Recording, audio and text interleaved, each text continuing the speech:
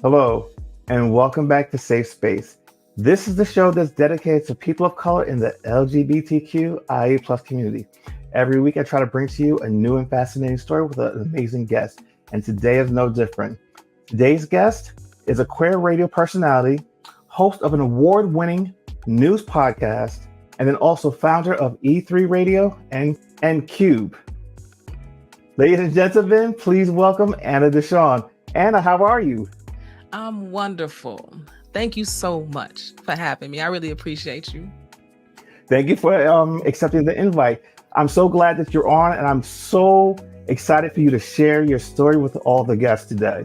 So what I like to do is always kind of take it all the way back to when you were young and when you finally realized that you were a little bit different. And I hate using that word different, but when I say different, I just mean you felt not like everybody else. So I want you to be able to go back and tell your story. So start from the beginning. In the beginning.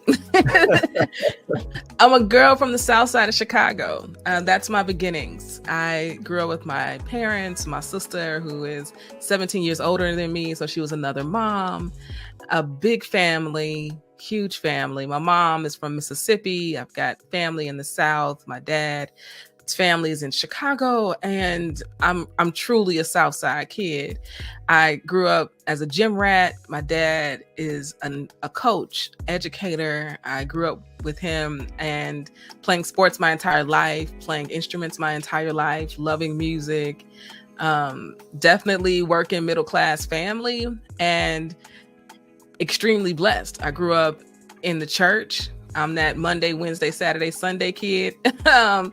I grew up Lutheran, but my father's family had a church on the South Side that was Missionary Baptist. So try to figure that out for yourself.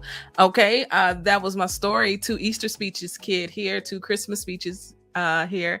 That was my life. I had a wonderful childhood. I really could not have asked for anything more. And I always knew I was a little different because I was totally a town boy, like 150% hands down, feet to the ground. It's just who I was. And no one ever questioned it necessarily. And I think that, I think a girl's experience who is a town boy is so much different than a boy's experience who's effeminate. Our experiences are just night and day. And because I was athletic, I got a pass on so much. I played basketball. I was on the boys basketball team in grammar school. There was one of 2 girls that was on the team, and we were really good. I mean, that was a mood. I went to high school where my dad was the principal. Don't need to do that again, but it was a time. And and that's where I went to high school. My aunt was the secretary. My cousins went to school with me. I mean, my dad's basically a pastor. My mom was everything. Business manager for the Chicago Children's Choir. She was always giving back, always taking care of people. And so both my parents are people who have been of service to their communities, to their church. And that is my DNA. That is my DNA. That's my foundation. And I always knew I was just like a little bit different. I just had a little bit of a different angle than all the girls that I knew. I just never had the same interests. I didn't come out until college, though. I didn't know what life would look like if I did come out, just because my family was so religious. And to my surprise, they accepted me with open arms. My dad, first thing he said was, "You ain't found the right guy yet," which was funny. Wait, hold on 1 second. I don't want to go too far yet. I want to kind of step back just a little bit. You have a fascinating and very rooted background. Like you said, your parents are, belong to the church and steep into community. And I think that's really instilled in you. And we'll get into that, how it's translated into your adult life. Mm-hmm. But, you said that you realized that you felt different at an early age. Like, what age did you realize that, you didn't fit in with all the other girls and what the stereotypical girls were? I mean, really young. I can't pinpoint a number necessarily, but I drove my mom crazy. I mean, I know I drove her crazy because she had me as like totally a girly girl. I mean, I was the kid with the dress with the ruffle socks, okay? And then I had, if my dress was green, my bows and my hair were green, okay? I had barrettes for everything and um Easter hats. I mean, my mom, I mean, I was that girl, okay? And when I got old enough to speak my mind about it, she knew very early that is not what I wanted to wear. And that's Yeah. the clothes were the first thing that I can recall really pushing back on when it came to my mom. And it got to the point where she just stopped, she just gave up shopping with me. And it became my dad's job to take me shopping. Especially when it came to big occasions like Easter outfits and stuff like that. Because my mom, she loved to shop, and I'm sure she wanted a daughter that would shop with her. And I was just not that kid. I hated it. I still hate shopping to this day.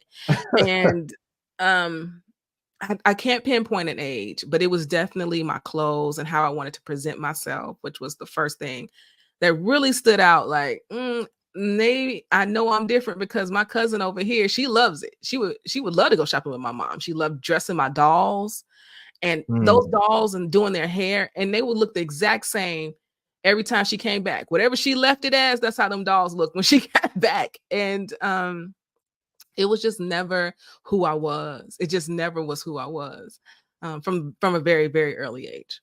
Okay, so as you said, you got older and you came out in high school, you said, correct?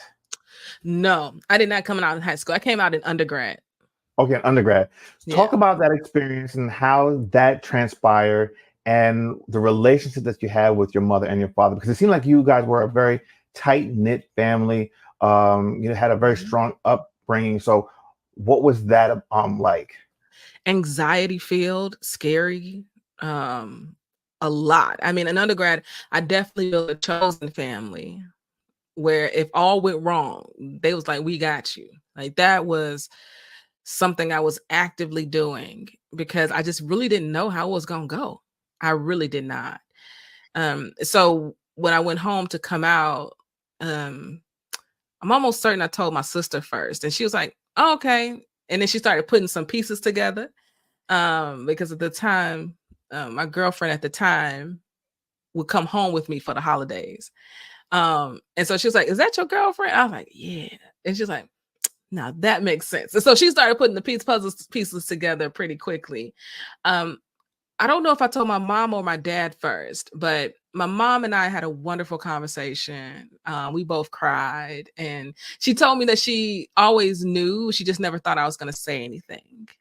Um, Mm. and then my dad told me that I just hadn't met the right guy yet. I'm pretty certain I came out to my dad probably another 3 or 4 times. He needed that, but he's cool now. But I think he was feeling, I think my dad felt lots of things. I think maybe there was pieces of him that maybe felt some guilt. Thinking maybe he had something to do with it because I was just always in the gym, always a gym rat, always into sports. I mean, he literally would take me to the Mister shop where he got his custom suits and I got my custom suit. And I mean, this is just what we were doing. Yeah. And so I think he needed support probably from some of his friends who were also very supportive and probably family members who were also supportive to show them that it's all good. You're good. She's good. We're fine. I think maybe he needed that. Yeah. No, it's funny that you said that your mom basically was waiting for you to tell her, because I think a lot of times, not necessarily both the parents, but I think moms tend to have like this that intuition. They birthed you. They know who you are inside and out before you even know yourself. So, what's the relationship with your mother today? And then also, now that your father, as you said, you had to come out to him 3 times before I think it really absorbed in. What's that relationship like? Yeah, so today my mom has dementia, which is a whole Oh, nother journey with her today. It's so interesting. The brain is just a very interesting thing. But mom has a lot of love and she asks about Kaya, who's my wife, all the time. And I can't leave the house without her asking, how's Kaya doing? Now, does she remember going to our wedding? No. Yeah, That's not a memory that she holds anymore. Does she remember who Kaya is in essence? Yes. And so that still warms my heart. My dad, he's great, right? He ended up walking me down the aisle, right, for our wedding. He's really supportive. Um, and And I don't know how he's reconciled it all, to be honest. I think for him, it is just loving me, and that's enough. But I will say, I host a huge gala every year at one of the biggest gay bars here in Chicago, and he is there every year, and everybody loves to see him. And he enjoys all the drag performers, and the drag performers enjoy him, and he has a wonderful time.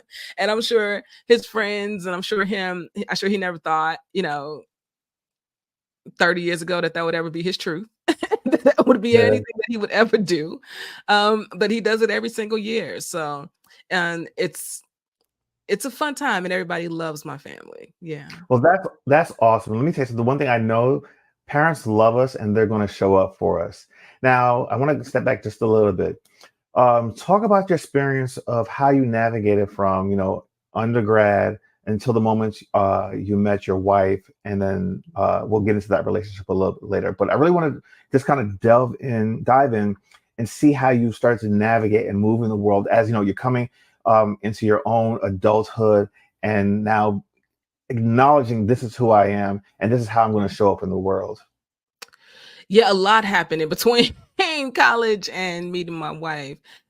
I think some of the most significant moments were me Googling Black lesbian Chicago and finding Affinity Community Services, a nonprofit serving at that time Black, lesbian, and bisexual women, and finding that community. That was a huge moment in my life. It was at that point that I realized that there are other people like me in real life who are successful, who are thriving, who have families, right? Who have good jobs, who are okay. And every year they host an event called Burning Bowl, where 200, 300 Black lesbians and queers gather, okay? Queer women gather. And I can still remember the first time that I went to that event and the feeling I had of being overwhelmed and in awe that this too is possible for me.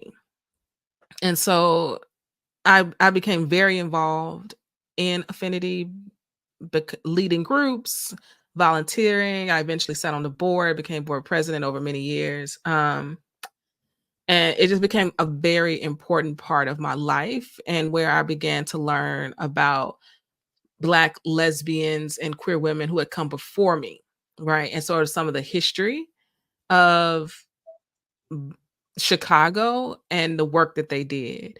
And that too was important to me, um, because it told me that there were people who fought for my existence before I knew who I even was, right? And for me, that's powerful because I believe history helps to inform our everyday life.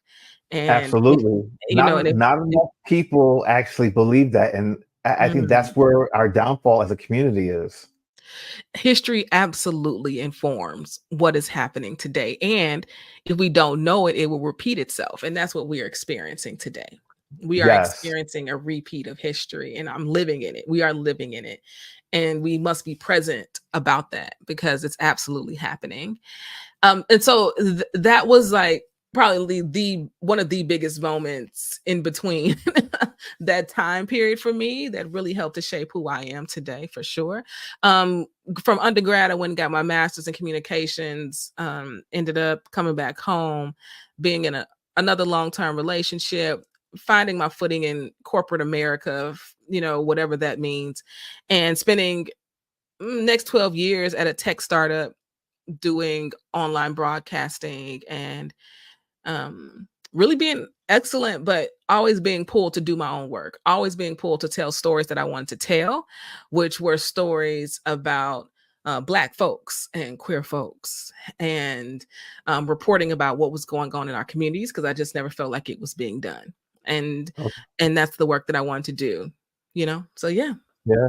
That's amazing. That's awesome. And I'm so glad that you're able to live in your truth and then also just excel at everything you've done in your career. And, how did you meet your wife? Because I want to transition to that, Mm. because I think people want to hear that story. I love a good love story, and I love when I come across people that are able to find love and just live freely. And I will say this too, Chris, is that it is absolute privilege that I get to live my dream every day. Because people often don't have that option. So I always like to acknowledge that, because the risk that I took to do the work that I'm doing is not a risk that everybody can take. So Yeah. I always just want to acknowledge that. But child, to the love story. So I got asked to model in a calendar. And that was very odd. I don't think before then I had done any modeling or gotten in front of a camera. I think she was the first person to ever take a professional like photo of me. And it was for a calendar that featured androgynous models, and the money went to breast cancer research, which was right up my alley because my mom is a breast cancer survivor. And Okay. so I was like, okay, cool, I can do this model thing, whatever. It was so terribly uncomfortable. And so the calendar release party came around, and my wife ended up being there with one of my friends, and she was their guest. And we ended up talking a little bit, but she thought I was there with somebody else. I was not. I was not there with somebody else, but she thought I was. And so we chopped it up a little bit. And then after the calendar release party, I hit up my friend. I was like, I think your friend cute. What's her name? And so we exchanged. That's how we got connected. And then we went out on some dates, and we've been, goodness. I think the other day she told me it's been 12 years. I think I stopped counting after 10. We've been married for 7.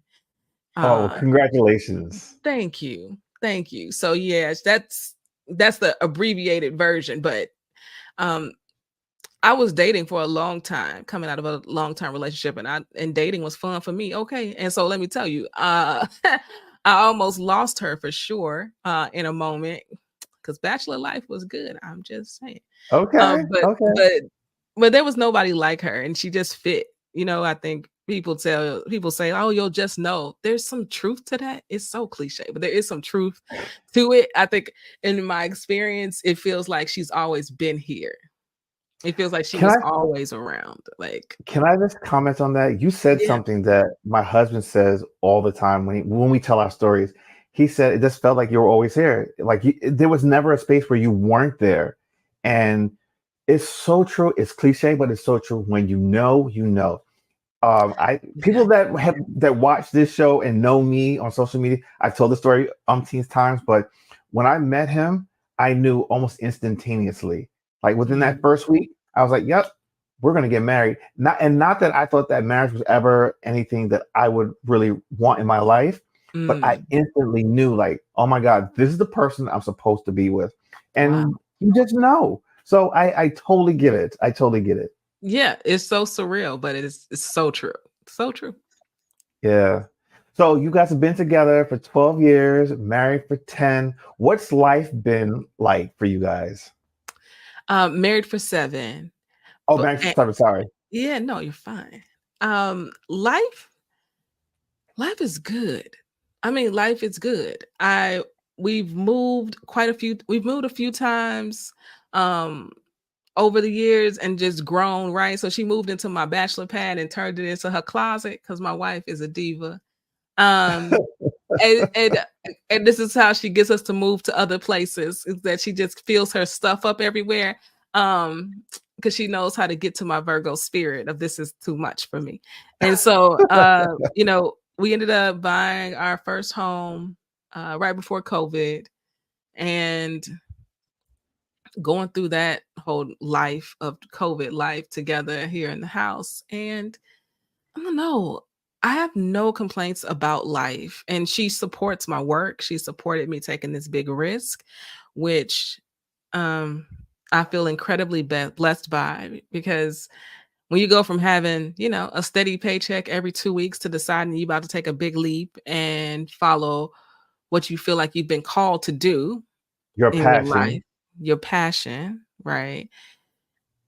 This don't guarantee me no income. I have to go Absolutely. get my income, Yeah. and, that takes a lot, and so I'm really, grateful for her love and support, because it's not Yeah. easy. It's not easy. No. I get it. We're in the same boat. Trust me. I Yeah. left corporate America to do what I'm doing now. I have my own small business, but it takes the dedication on your part, but also it takes dedication and commitment and support from the your partner to be able to do this.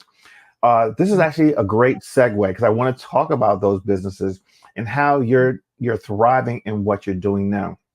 So you're the founder of two companies, E3 Radio and the Qube. Talk about how those things came about because not only are they businesses, but this is your way, in a way, your way of giving back to the community as well. So talk about how they came about and what it is that you do with them. 100%. So E3 Radio was actually born out of undergrad. I ran for Student Activities Board president at Drake University. That's where I did my undergrad time. And I ran on a platform to educate, enlighten, and empower the student body. Okay. And I got so far to be in a runoff, I almost won. And that's pretty good considering I'm not Greek and I was at a predominantly white institution. But in undergrad is when I started to learn about Black women that I had never learned about before. And that concerned me. That troubled me so much in my spirit because I was like, it took me having to go to this institution to learn about these women and how many people don't get that opportunity. So the first thing I wanted to do was create PSAs and syndicate them to college radio networks and stations to share information about an Ella Baker or a Fannie Lou Hammer or an Angela Davis. I could go on all day, a Shirley Chisholm. And so that's where E3 Radio was born. I swapped out Empower for Entertain, and it became E3 Radio. Every project in school that you needed to have a business, it was always E3 Radio. And in 2009, November of 2009, I had my first show. It was on Blog Talk Radio, and it was with an organization called Gender Just, which doesn't even exist anymore, which says a lot about how long I've been doing this. And so that's how we started. I started taking on other shows, having other hosts on the radio station, and it just sort of became its own thing, and it just kept growing. And I just felt like there was always a need. When I first started though, I wasn't convinced that it was going to be queer. I mean, I cared about Black issues just as Mhm. much. I cared about women's issues just as much. And it was very evident after a while that everybody I was having on was also queer. Like everything was just at the intersections of that thing. And I had a conversation with a sister who does PR here in the city, and she was like, "Anna, your station should just be a queer radio station." And I pushed back on her so hard on that. And we talked about that recently. And she's like, I remember. Because the first logo didn't even have the rainbow in it. It was purple and white. And it was after I decided that it should be focusing on queer stories that I put the rainbow inside the radio tower. So today, the radio station plays queer music 24 hours a day from our website, e3radio.fm. And we host a queer news podcast that I host and produce, where we share news at the intersections of race and sexuality as it pertains to politics, entertainment, and culture. And it brings me a lot of joy. And so that's what the radio station is. And then when I quit corporate 3 years ago, I was like, we have to remain relevant in this space. And to do that, we got to get into the podcasting game. Like podcasting just never went away.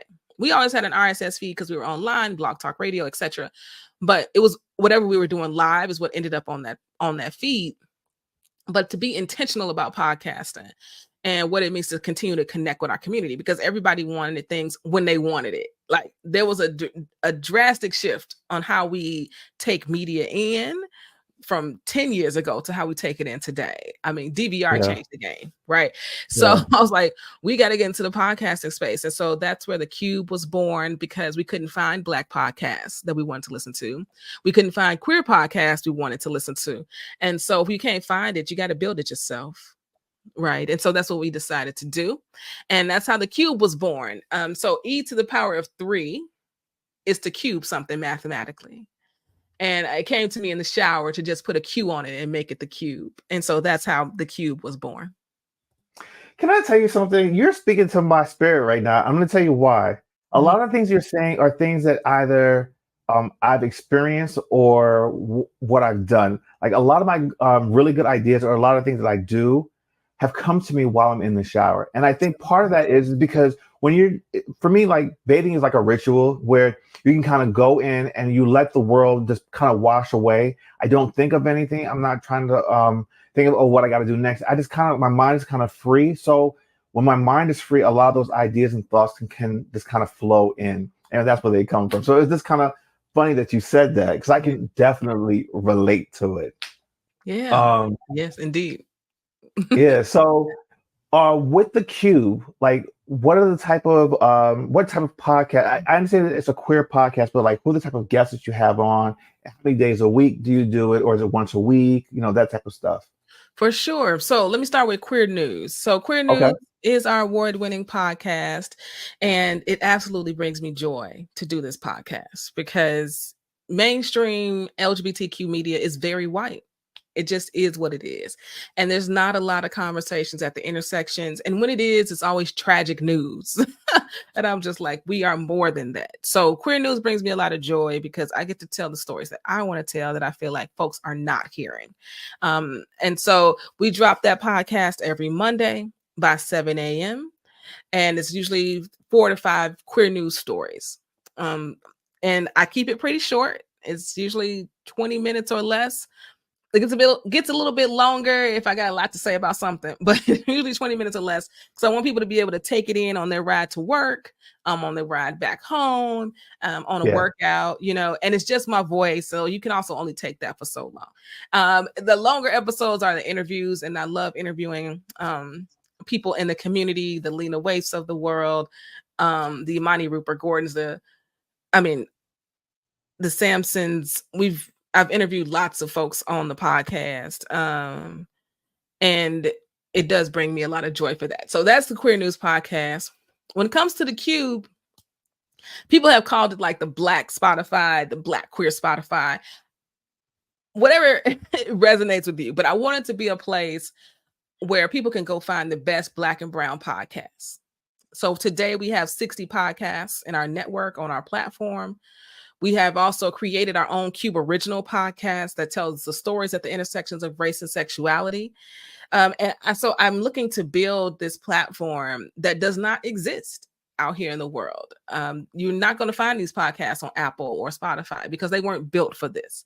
They were built to house things. They weren't built to help you find things that were meant for you. And so with the Qube, that is what we're looking to do, is to create that platform that centers Black and Brown stories. Okay, so the Qube is really an app that you can go out now. Is it on both Google Play Store and Apple Play Store?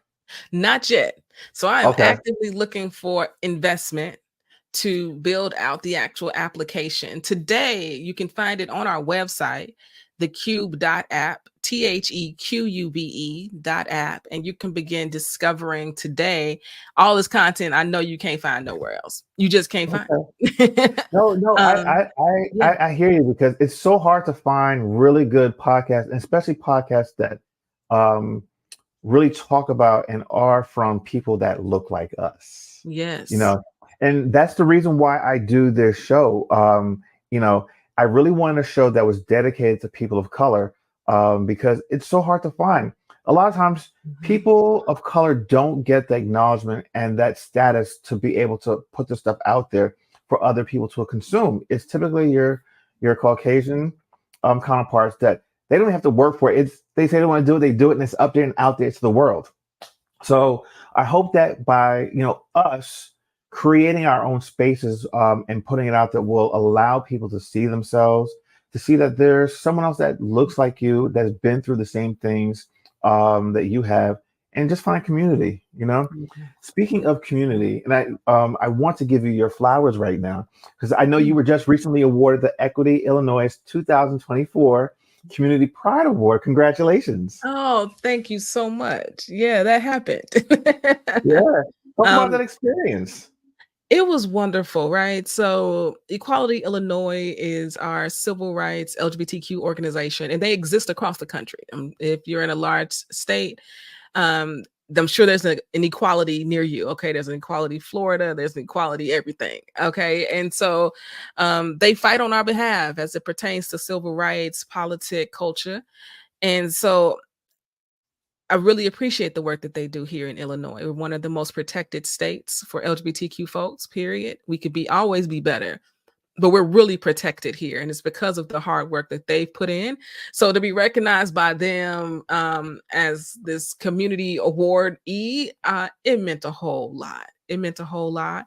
And I'm still taking it in, and I'm just really grateful. So appreciate that, Chris. Yeah, that They happened. they see you. They see you, and they see all the work, the hard work that you've been putting in and putting out into the world. Because let me tell you something, when you put out good stuff into the world, it comes back to you tenfold. So Mhm. congratulations on that. And I just love it when people are recognized for what they're doing while they're still alive. So that's why I wanted to make sure that I gave you your flowers. All Thank you. right. Thank Um, oh, appreciate it. So listen, when this actually airs, it will be probably about a month after Capitol Pride, and I know that you were you. there recently. Talk about the experience of being at Capitol Pride. Big ups to the Capital Pride team. Okay. As a media owner, we survive on advertising. Okay. Like, let's be very frank about that. And I am constantly out here pitching myself and selling the work that we're doing. And how can I continue to tell the story that people need to be supporting the media that you want to take in, that you want to ingest, that you want to see in the world? It doesn't just happen. Like, right? You doing good over there, Chris. I'm doing good over here. And it comes with receipts. I don't care how good it is. It also comes with Yeah. receipts. Okay. And somebody has to get paid. And so Yes. I'm constantly pitching myself out here in the world. And it's incredibly exhausting, and it is vulnerable. Okay. And you put yourself out here every single day. And that's how I know everybody is not built for this, because everybody can't take this. The amount of Yeah. rejection you get. Yes, there are awards, and you need those to keep you going. Okay. Because let me tell you, the no's are far longer than the yeses. And Yeah. so I've got a wonderful team member in this work, Nicole Walker of Win Hers United, who's been helping with our sponsorship and advertising work. And they reached out to Capital Pride about Queer News Podcast and the work we're doing to get the word out, and wanted to know if they want to do some advertising or some partnership. Well, it turned out we had multiple conversations, and we ended up with a wonderful partnership with Capital Pride. And they brought in all of these content creators from across the country as they prepare for World Pride 2025 that's happening in Right. DC, right? Right. And I was like, oh, this is wonderful. I mean, we got the podcast right here. Let's do it. And we ended up with a wonderful partnership. They brought us in. My wife and I went. We got to network with so many content creators from across the country to help tell the story of Capital Pride. We got to ride on their float for the parade. That was so much fun. We had a booth at the festival to help spread the word about the work, and also meet people who were familiar with the work, which always warms my heart and takes me aback, because I literally sit in this room that I'm talking to you in right now, and Chris, and you know this very well, and you talk to yourself. Okay, I'm sitting Yeah. literally like, right, doing this podcast. I am talking to myself. I see the numbers. I know people are listening, but you don't always have an opportunity to meet them. And so Yeah. to be there and to interact with folks who are familiar with the work, and who want to support it, it was just a really good time. We really had a wonderful time, and I'm looking forward to going back next year. Yeah, it has to be rewarding and encouraging to have people acknowledge that, oh, I listen to your stuff, and it gives me encouragement, and they're looking forward to it. And then also to be acknowledged by Capital Pride and to be invited back for World Pride. So for those that do not know, DC will be the heart for the world next year when it comes to Pride Month. It's not just going to be local; it's going to be global. And unfortunately, I was actually there in DC this past weekend, and I mentioned that to you. I wasn't able to attend anything because I was actually working, because the work never stops, and when the work calls, you gotta go. So but I'm definitely going to make sure that I have World Pride blocked out on my calendar next year, and hopefully make sure I'm not working so I can actually go and enjoy the events there. But yeah, um, 100%. so They're estimating like 3 million people to descend wow, upon DC for wow. World Pride. It's going to be quite the moment to take in. That's for sure. Well, that's awesome. So listen, before we start wrapping this up, one question I always like to ask people is like, where do you see yourself in a few years doing what you're doing? Hmm. That's a great question. My hope is that in a few years, we have the proper investment for the Qube, that we have an app that's up and running with thousands of active users who are enjoying the hundreds of pieces of curated podcast content that we're serving up to them. I I hope that that is the case in a few years. I hope that we have broken a mold that does not exist in the podcasting space and created space for BIPOC creators to be seen and heard and amplified. My hope for the Queer News podcast is that we're one of the top 10 queer podcasts out here in the world, telling stories that deserve to be heard. And tens of thousands of people are listening week over week and taking in the news and feeling more informed and feeling more empowered to be active in their communities and feel like they can be part of the change, right? That we want to see, which is full equity, full inclusion, liberation, right? For for us. So in a few years, I hope that's the story. I hope that is the story. Well, listen, I believe in putting it out into the universe and in letting it come back. And I think it's going to happen for you because you're so determined, you're strong willed. And I mean, look at what you've already accomplished in this short life of yours. The world is your oyster and the sky is the limit. There was one other thing I just want to kind of touch on, like your social media, because I see that you do a lot of posts and, it seems like it's a lot of fun. You do have like stuff work related and then some stuff that's kind of like personal. How do you use social media to kind of help just push everything that you're doing?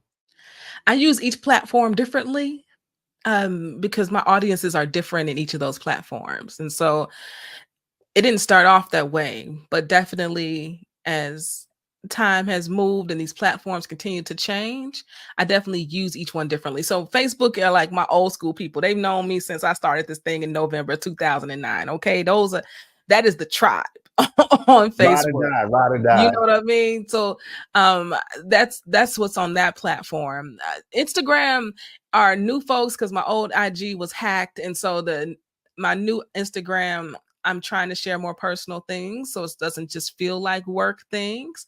So folks can get to know who I am, because what I understand is that the brands are great, but people want to follow the human being.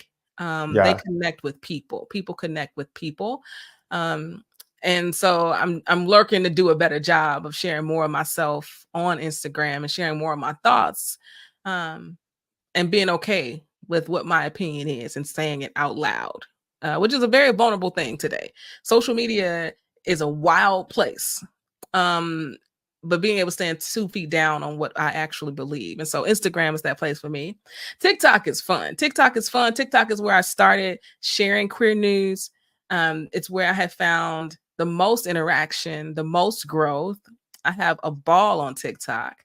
Um, so go ahead and follow me there. And then LinkedIn is professional. LinkedIn are all Yeah. my professional people I've met over the years, and they love the updates and they love the podcast. And so I wish I spent more time on LinkedIn, but I find LinkedIn as a place, and their algorithm is wild. I freaking love LinkedIn's algorithm. Something can live on LinkedIn for months. So I find, sharing the wins, sharing the struggles, especially when it comes to startup life and tech with the Qube. It has been a wonderful place for community, a wonderful place to find support for the work Mhm. that I'm doing, and to keep people updated. So I use each platform differently, a little different. You can find some crossover content, but some stuff is just on those platforms, period. Awesome. All right. And the last thing, what words of wisdom can you leave our guests that are watching today? Words of wisdom. So if I was to leave with words of wisdom, I always think about quotes. And probably one of my favorite quotes that I use quite often is Shirley Chisholm, because I just think she was such a badass. And one of her quotes says, "If they don't give you a seat at the table, bring a folding chair." And I think she brought her folding chair to all those tables that they did not want her. Okay. And she did that so that we could build our own tables. I truly believe that. And we are in a time where we absolutely have the tools at our fingertips to build our own tables. And so I challenge anyone listening or watching this to figure out what your passion is and build a table where you can invite those who want to dine with you, who want to hear what you got to say, who want to support your work, right? Who you can be of service to. So I say, go out here and start building some tables. I love it. Absolutely love it. Anna, thank you so much for joining me today. This has been such a pleasure, and I hope that people walk away learning something about you and life in itself. Thank you for joining me, and thank you guys for joining me again, as you do every week. So, as I say to you guys every week, take care of yourself, take care of others, and maintain a safe space. Goodbye, everybody.